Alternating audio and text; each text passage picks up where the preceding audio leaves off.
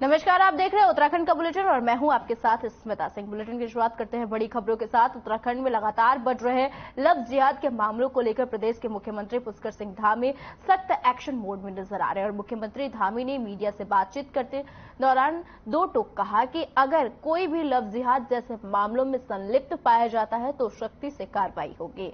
और उन्होंने यह भी कहा कि प्रदेश में सत्यापन अभियान भी तेजी से चलाया जा रहा है और साथ ही उन्होंने कहा कि लफ्ज जिहाद को लेकर पुलिस विभाग के वरिष्ठ आला अधिकारियों के साथ बैठक भी की है।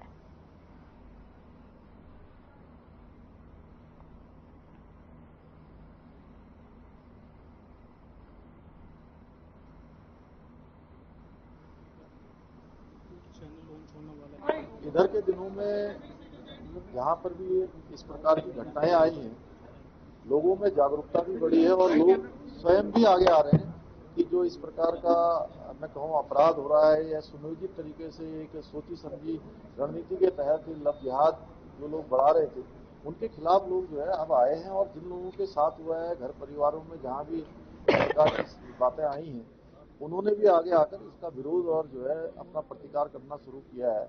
और ये घटनाएं पिछले 2-3 महीनों के अंदर ज्यादा उजागर हुई हैं। उसके पीछे जो है जहां सरकार के द्वारा धर्मांतरण जो कानून हम लाए हैं, उसके बाद भी तेजी से जागरूकता बढ़ी है। जो आंकड़े आए हैं इधर के दिनों में ज्यादा आए हैं, इसलिए आज मैंने पुलिस विभाग के सभी वरिष्ठ अधिकारियों को बुलाया था, उनके डीजीपी को बुलाया था, एक बैठक करी है और उसके आंकड़े लेकर आगे चलकर ठोस रूप से कार्रवाई हो और सख्त कार्रवाई हो। जो भी मामले पाए जाएंगे उसमें किसी प्रकार की कोई भी जो है ढील नहीं दी जाएगी और आगे इस प्रकार की घटनाएं न हो, उसके लिए हम वेरिफिकेशन ड्राइव भी चलाएंगे कि समय समय पर पुलिस उनकी जांच करेगी, प्रशासन के लोग जांच करेंगे कि आखिर कौन लोग हैं, कहां से आए हैं, इनका क्या इतिहास रहा है। उसके आधार पर ही उत्तराखंड में लोग अब। खबर देहरादून से है, जहां लफ्ज जिहाद मामले पर बोलते हुए कैबिनेट मंत्री गणेश जोशी ने कहा कि हमारी सरकार धर्मांतरण कानून लाई है जो पूरे देश से सबसे बड़ा कानून है। और उन्होंने आगे कहा कि बीते एक हफ्ते में लफ्ज जिहाद के कई मामले सामने आए हैं जो लगता है कि जो कि साजिश के तहत किया जा रहा है। और उन्होंने ये भी कहा कि ऐसे अपराध देवभूमि में कतई बर्दाश्त नहीं किए जाएंगे। और साथ ही उन्होंने कहा कि हमारी सरकार ऐसी नजीर पेश करेगी जो कि पूरे देश के लिए एक अलग उदाहरण होगा। को बधाई देना चाहता हूं कि सबसे सख्त धर्मांतरण कानून अगर बनाया है तो पुष्कर सिंह धामी सरकार ने बनाया है। लेकिन जिस प्रकार से 4-5 दिनों में आप देखा होगा लव जिहाद के मामले बहुत बढ़ते हुए दिखाई दे रहे हैं। इसका मतलब एक सोची समझी साजिश के तहत षड्यंत्र किया जा रहा है, लेकिन देवभूमि में इसको बर्दाश्त नहीं किया जाएगा, चाहे जितने भी सख्त कदम उठाएं। अभी मुख्यमंत्री से इस पर चर्चा में करके आ रहा हूं और हम ऐसी नजीर स्थापित करेंगे कि उसका उदाहरण अन्य प्रदेश भी लेंगे, ये मैं कहना चाहता हूं। देहरादून से है, जहां केंद्र और राज्य सरकार की जन कल्याणकारी योजनाओं को पूरा लाभ मिले और इसके लिए सभी जिलों में नियमित बहुउद्देशीय शिविर लगाए जा रहे हैं और यह सुनिश्चित किया जाए कि अधिकांश जन समस्याओं का निस्तारण मौके पर ही हो।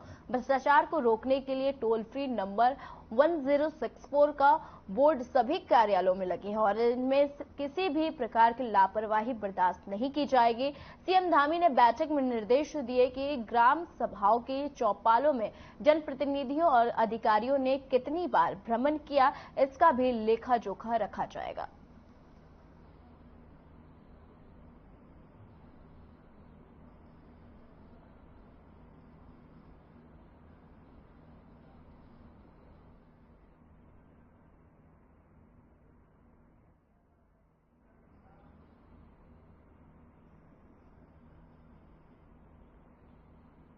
हाल में ही पूर्व मुख्यमंत्री त्रिवेंद्र सिंह रावत ने वही बयान ने सियासी हलचल तेज कर दी है और पूर्व मुख्यमंत्री ने जो बयान दिया है वह कई लोगों की भावनाओं को ठेस पहुंचाने के लिए काफी है। बता दें कि पूर्व मुख्यमंत्री त्रिवेंद्र सिंह रावत ने अपने बयान में महात्मा गांधी के हत्यारे नाथूराम गोडसे को देशभक्त बताया है। वहीं उनके इस बयान के बाद कांग्रेस कार्यकर्ताओं के भीतर आक्रोश साफ तौर पर नजर आ रहा है। इस बयान के बाद महानगर कांग्रेस कार्यकर्ताओं ने महानगर अध्यक्ष जसवीर सिंह गोगी के नेतृत्व में त्रिवेंद्र रावत और बीजेपी सरकार का जमकर विरोध करते हुए पुतला दहन किया।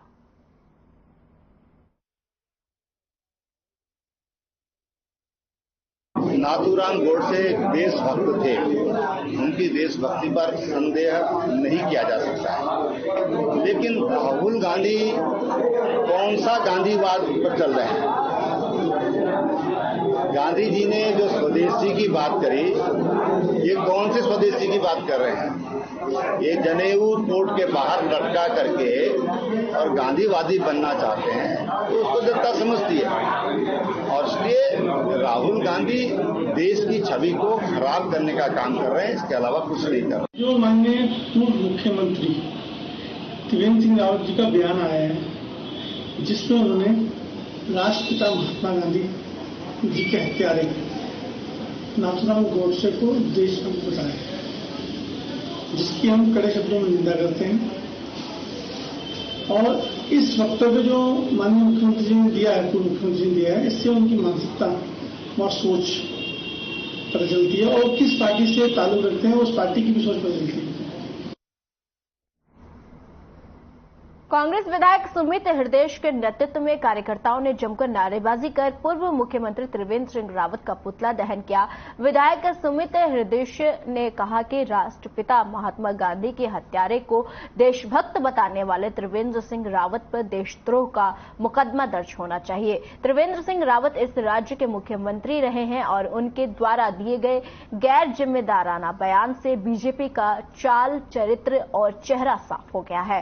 उन्होंने मांग करी है कि त्रिवेंद्र सिंह रावत तत्काल अपना बयान वापस लेते हुए देशवासियों से माफी मांगे।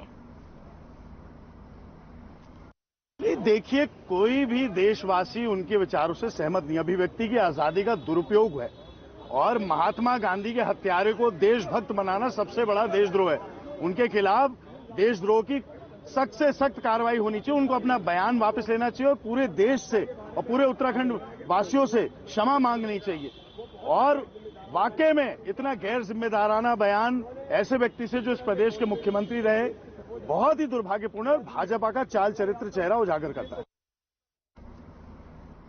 देहरादून में सोची समझी साजिश के तहत कुछ लोग लव जिहाद के जरिए नफरत फैलाने में जुटे हैं और ऐसे लोगों के खिलाफ सीएम धामी ने सख्त रवैया अपनाया है और सीएम ने कहा है कि देवभूमि में इस तरह के काम किसी भी कीमत पर स्वीकार नहीं किए जाएंगे। आपको बता दें कि पहाड़ के जिलों में बढ़ते लव जिहाद और नाबालिग को भगा जाने के मामले में सीएम ने पुलिस इंटेलिजेंस अफसरों के साथ समीक्षा बैठक की और सीएम धामी ने पुलिस अफसरों को सख्त दिशा निर्देश दिए हैं।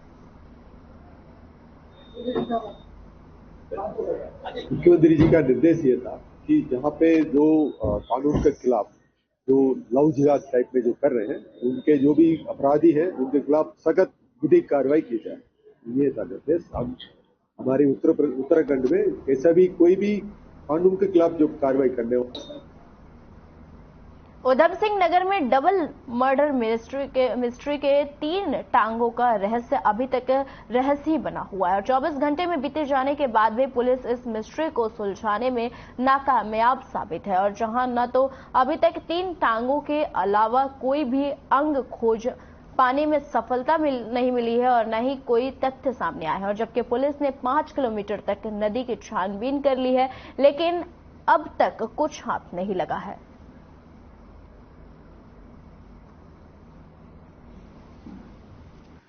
केलाखेड़ा में जो कल में ये मानव अंगों के बारे में जो सूचना मिली थी, इसमें त्वरित कार्रवाई करते हुए माननीय एसएसपी महोदय के द्वारा इसमें टीमें गठित की गई हैं और टीमें अलग अलग पहलुओं पे इसमें गहनता से जांच और विवेचना कर रही हैं और जैसे भी कोई भी ठोस तथ्य सामने आते हैं।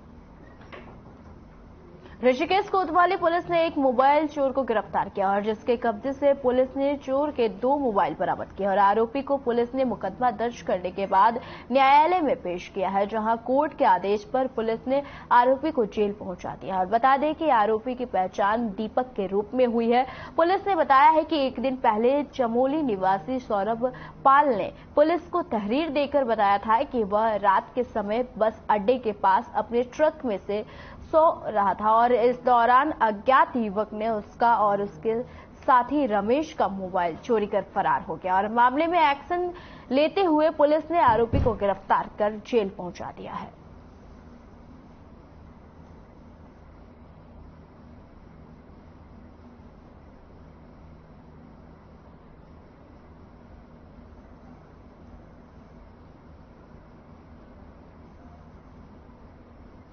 बैराज कॉलोनी में बुजुर्ग से चेन स्नैचिंग करने वाले एक आरोपी को पुलिस ने गिरफ्तार किया और मामले में एक आरोपी अभी भी फरार है और जिसकी धरपकड़ के लिए वही प्रयास में पुलिस जुटी हुई है। और कोतवाली खुशीराम पांडे ने बताया है कि 7 मई को बैराज कॉलोनी में रहने वाले बुजुर्ग सोमती देवी ने पुलिस को तहरीर देकर बताया था कि वह घर के बाहर टहल रही थी और इस दौरान 2 युवक उनके गले में पहनी सोने की चेन छीनकर फरार हो गए और तहरीर के आधार पर पुलिस ने मामले में मुकदमा दर्ज किया है। पुलिस ने मुखबिर की सूचना पर एक आरोपी को भी आस्था पथ से गिरफ्तार किया है।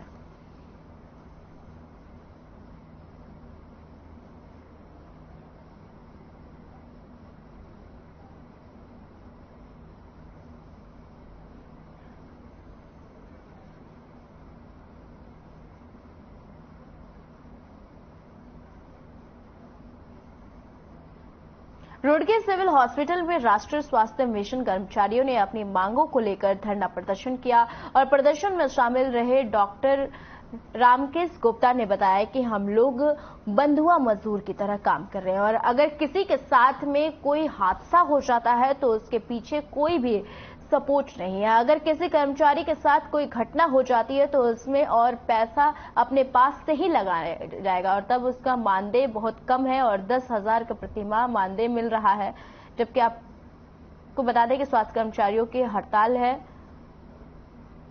और इसके तहत में महिलाओं के और बच्चों के बारे में, स्वास्थ्य के बारे में घर घर जाकर के लोगों को अवेयर करने का काम और पब्लिक हेल्थ का अवेयरनेस के लिए एक तरह का काम कर रहे हैं। क्लिनिकली भी हमारे बहुत सारे साथी काम कर रहे हैं। बात करेंगे अगर कि एनएचएम एम्प्लाई इस तरह का एम्प्लाई है जो कि बंधुआ मजदूर की तरह कार्य कर रहा है।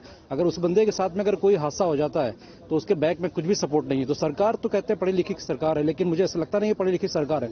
सर, हमारी मांगे कब से वही चल रही है, लेकिन अभी तक सरकार कुछ भी सुध नहीं ले रही है एनएचएम में। जबकि अदर स्टेट में जैसे हरियाणा हो गया, तेलंगाना हो गया, राजस्थान हो गया, यहाँ पे समान काम समान वेतन चालू हो चुका है, लेकिन हमारे उत्तराखंड में अभी तक कुछ भी ऐसा स्टेप नहीं लिया गया है और ना सोच रहे हैं हमारे बारे में। हमारा मुख्य बिंदु ये है कि हमारी एचआर पॉलिसी होनी चाहिए और रेशनलाइजेशन वगैरह सब होना चाहिए और समान काम समान वेतन हम लोग यहाँ अपने उत्तराखंड में भी चाहते हैं सबके सब। इसलिए हम आज यहाँ पे बेबस होके धरने पे हमें फिर से बैठना पड़ा है। शहर के सड़कों पर दौड़ते वाहनों में लगे प्रेशर हॉर्न और हूटर और सायरन लोगों के लिए परेशानी बन गए और सिटी मजिस्ट्रेट ऋचा सिंह ने बताया है कि प्रेशर हॉर्न और पूरी तरह से प्रतिबंध है और नियमों का उल्लंघन करने पर 1 लाख रुपए के जुर्माने के साथ विधिक कार्रवाई की जाएगी। इसके साथ ही गाड़ी को भी सीज करने की कार्रवाई की जाएगी।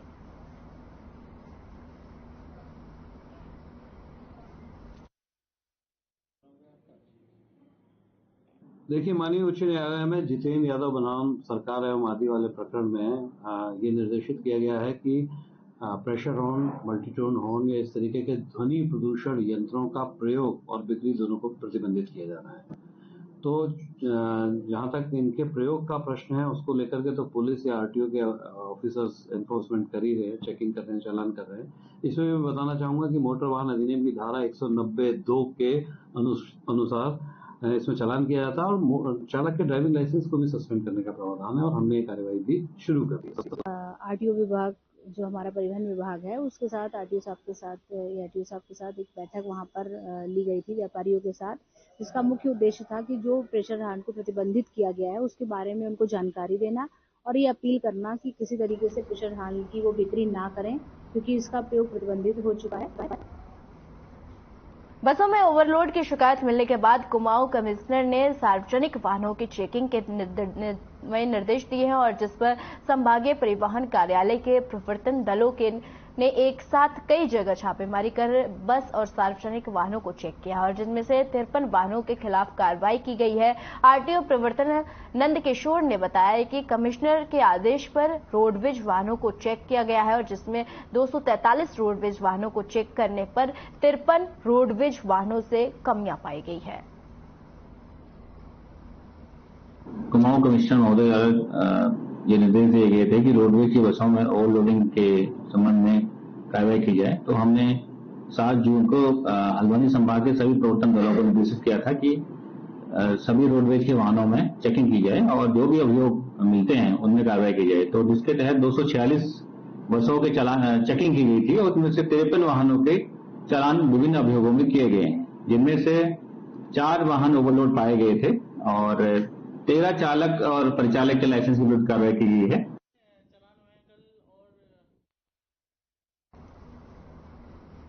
G20 के कार्यक्रम को लेकर त्रिवेणी घाट पर निर्माण कार्य तेजी से हो रहे हैं और घाट को दुल्हन की तरह सजाने का काम शुरू हो गया है और निर्माण और सौंदर्य के काम में किसी भी प्रकार की कमी न रहे, इसके लिए लगातार डीएम खुद ऋषिकेश पहुंचकर व्यवस्थाओं पर अपनी निगरानी बनाए हुए हैं। और वहीं डीएम सोनिका मीना त्रिवेणी घाट पहुंचे और उन्होंने अधिकारियों को जल्द से जल्द निर्माण कार्य पूरा करने के निर्देश दिए।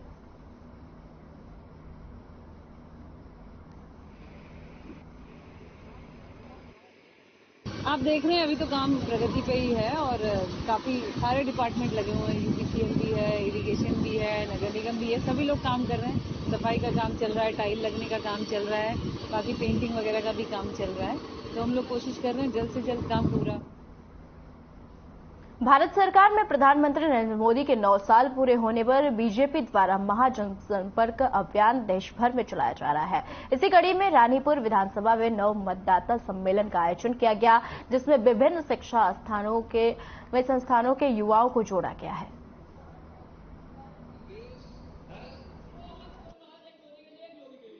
आज के इस युवा को हमसे भी ज्यादा पता है और वो तो सिर्फ इसलिए उत्साहित हैं कि जो मोदी जी के नेतृत्व में विकास की यात्रा पिछले 9-10 वर्षों से चल रही है, उसमें अपनी आहुति पहले वोट के रूप में डालकर और वो भी उसका एक साक्षी बने, उसका एक हिस्सा बने और युवाओं के अंदर, भारत के अंदर जो भी क्रांतिकारी परिवर्तन हुए, चाहे वो रक्षा के क्षेत्र में, विज्ञान के क्षेत्र में, शिक्षा के क्षेत्र में है, वो सब उन्हें बहुत अच्छी तरह पता है और उन लोगों के अंदर एक गजब उत्साह देखने को मिला और ये निश्चित रूप से दर्शाता है कि पिछली बार जो भारतीय जनता पार्टी की केंद्र की सरकार के गौरवशाली और बहुत स्वर्णिम 9 वर्ष का कार्यकाल पूरा होने पर भारतीय जनता पार्टी द्वारा पूरे देश के अंदर महासंपर्क अभियान चलाया जा रहा है।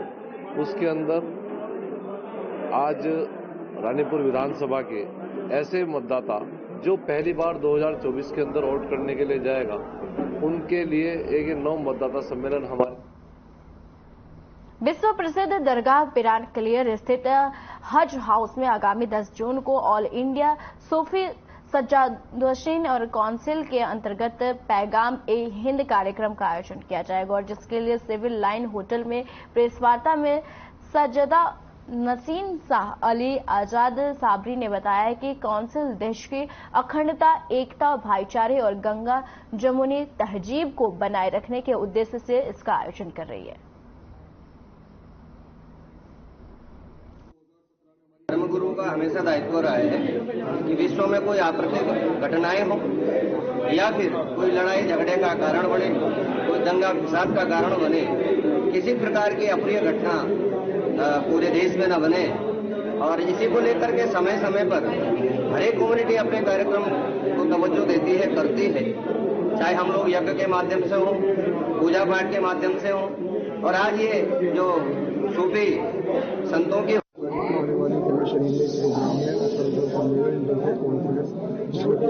भाईचारे का पैगाम जो हमारे दरगाहों से, हमारे मंदिरों से, हमारे मस्जिदों से, हमारे गुरुद्वारों से, हमारे चर्च से, जहाँ से भी हमेशा प्यार मोहब्बत का पैगाम गया है, सभी लोगों को सम्मानित किया है और एक इंशाअल्लाह ताला एक अहम और एक मुहिम चलाई है कि कौमी एकता बरकरार रहनी चाहिए, प्यार मोहब्बत इस देश की कायम रहनी चाहिए। इसका मेन मकसद यही है कि जो सदियों से हिंदुस्तानी तहजीब का और जो मुस्लिम सिख ईसाई का गंगा जमुनी तहजीब का हमारा जो सिलसिला चला आ रहा है वो कायम रहे और हमारे देश में एकता कायम रहे। किसी व्यक्ति ने अगर कोई जुर्म किया है तो वो जुर्म धर्म पर न आए। उत्तराखंड में मुख्यमंत्री पुष्कर सिंह धामी के नेतृत्व वाली बीजेपी सरकार द्वारा अवैध अतिक्रमण के खिलाफ बड़े पैमाने पर अभियान चलाया जा रहा है। उत्तराखंड के कई बड़े शहरों में अलावा उधम सिंह नगर जिले के किच्छा में भी अतिक्रमण के खिलाफ प्रशासन की कार्रवाई जारी है। सिंचाई विभाग की जमीन पे अतिक्रमण का विषय आया है। इसमें संबंधित कंसर्निंग ऑफिसर्स को कहा गया है कि वो देख के इसमें रिपोर्ट दें। जहां तक प्रश्न अतिक्रमण का है तो कहीं भी किसी भी सरकारी विभाग में किसी भी प्रकार का अतिक्रमण हो, चाहे वो किया जा रहा हो चाहे वो पुराना हो, निश्चित तौर से उसे बर्दाश्त नहीं किया जाएगा।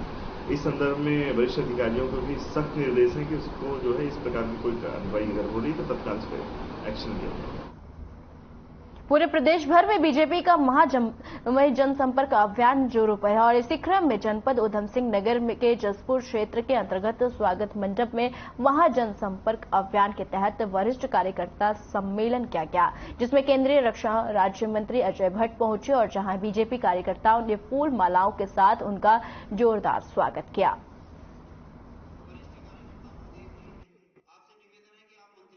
वरिष्ठ कार्यकर्ता सम्मेलन करने का मुख्य उद्देश्य ये है कि अपने परिवार के उन लोगों को सम्मानित करना जिनकी वजह से आज पार्टी विश्व की नंबर 1 की पार्टी बन गई है। जिस समय इन कार्यकर्ताओं ने काम किया, अपनी जवानियां गलाई, आज बुजुर्ग जरूर हो गए हैं, लेकिन जो पौधा उस समय लगाया वो पौधे में पानी दिया, खाद दिया, गुड़ाई निराई करी, तभी आज इतना बड़ा वृक्ष बनाना कि विश्व की नंबर 1 की पार्टी हो गई। तो हम उनको भूल नहीं सकते हैं। वो हमारे आराध्य हैं, वो हमारे लिए बहुत ही उच्च श्रद्धा के पात्र हैं। श्याम जी के दर्शन करने के लिए हम लोग सब आए हैं और ये जन सैलाब जो भक्ति भाव में भरा हुआ है, अद्भुत है। ये तो प्रभु की साक्षात कृपा है। और जो हमारी यहाँ कीर्तन मंडली आई है, उनके कीर्तनों पर भक्तगण बहुत ही निश्चल भाव। अब चलिए सीधे लिए चलते हैं आपको हरिद्वार, और हरिद्वार में व्यापारी सम्मेलन में सीएम धामी क्या कुछ कह रहे हैं, आइए सुनाते हैं। आह्वान है, उस पर जोर दें और ब्रांड इंडिया के सच्चे ब्रांड एम्बेसडर बनने का हर संभव प्रयास करें। भाइयों बहनों, गुड्स और सेवाओं के क्षेत्र में वैश्विक प्लेटफॉर्म बन गया है भारत। आज हमारे व्यापारी बंधुओं को इसका लाभ प्राप्त करने के लिए मिलकर आगे आना होगा। आज व्यापार केवल माल या सेवाओं का अब आदान प्रदान ही नहीं है, बल्कि इसके जरिए परस्पर विश्वास का भी आदान प्रदान हो रहा है। मेरा मानना है कि व्यापार की एक ही कुंजी है और वो कुंजी है गुणवत्ता, जिसका हर किसी व्यक्ति को, चाहे व्यापार हो या अन्य कोई काम हो, गुणवत्ता रूपी कुंजी ही जहां उत्पादकता और लाभ रूपी जो ताले हैं उसकी चाबी बनने का काम कोई करता है तो गुणवत्ता करता ही क्वालिटी करती है। क्वालिटी अच्छी होगी तो निश्चित रूप से हमारा हर काम आगे बढ़ेगा। छोटे से बड़े हर व्यवसाय, हर कारोबार का देश के विकास में महत्वपूर्ण योगदान है और यही हमारे देश के आदरणीय प्रधानमंत्री नरेंद्र मोदी जी का भी आह्वान है कि सबका साथ, सबका विकास, सबका विश्वास और सबका प्रयास, और सबके प्रयास की यही भावना हमें आज हमारे लिए, जो हमने अभी आजादी का अमृत महोत्सव मनाया, देश की आजादी के 75 साल पूरे किए, और आज हम अमृत काल में जो हमारी ताकत बन रही है वो सबके प्रयास की भावना ही हमारी ताकत बन रही है। बीते 9 वर्षों में जिस प्रकार से व्यापार के क्षेत्र में, उद्यम में, क्रिएटिव एक्टिविटी में आदरणीय प्रधानमंत्री जी के नेतृत्व में देश के अंदर एक नया विश्वास पैदा हुआ है और एक नया कल्चर भी पैदा हुआ है, नई कार्य संस्कृति पैदा हुई है। भाइयों बहनों, व्यापारियों ने हमेशा देश के बारे में सोचा है और देश की जरूरत के साथ स्वयं को हमेशा जोड़ने का काम अगर किसी ने किया है तो व्यापारी भाइयों ने किया है। मेरा मानना है कि व्यापारी वर्ग एक तरह से सच्चे मौसम विज्ञानी की तरह होते हैं, क्योंकि उन्हें सही प्रकार से मालूम होता है कि अब कौन सा व्यापार बढ़ने वाला है, कौन सा समय आने वाला है और अब क्या, किसके दाम बढ़ने वाले हैं, किसके दाम घटने वाले हैं। क्यों विशाल बंधु जी, ऐसे है ना। और जब भी मैं हरिद्वार के व्यापारी भाइयों को देखता हूं तो निश्चित रूप से मुझे इस बात का एहसास होता है कि आप सब लोग हमेशा एक बड़ा काम करते हैं, चाहे वो कुंभ का हो, चाहे वो कांवड़ का हो या चार धाम यात्रा से जुड़ा हुआ हो। हरिद्वार एक बहुत बड़ा केंद्र बनता है, क्योंकि हरिद्वार के व्यापारियों को पता होता है कब चार धाम यात्रा शुरू होगी, कब कांवड़ यात्रा और कब हमारे अनेकों स्नान पर्व जो समय समय पर यहां पर आयोजित होते हैं। इसलिए आप लोग भविष्य का अंदाजा। उत्तराखंड के बुलेटिन में फिलहाल के लिए इतना ही। मुझे दीजिए इजाजत। नमस्कार।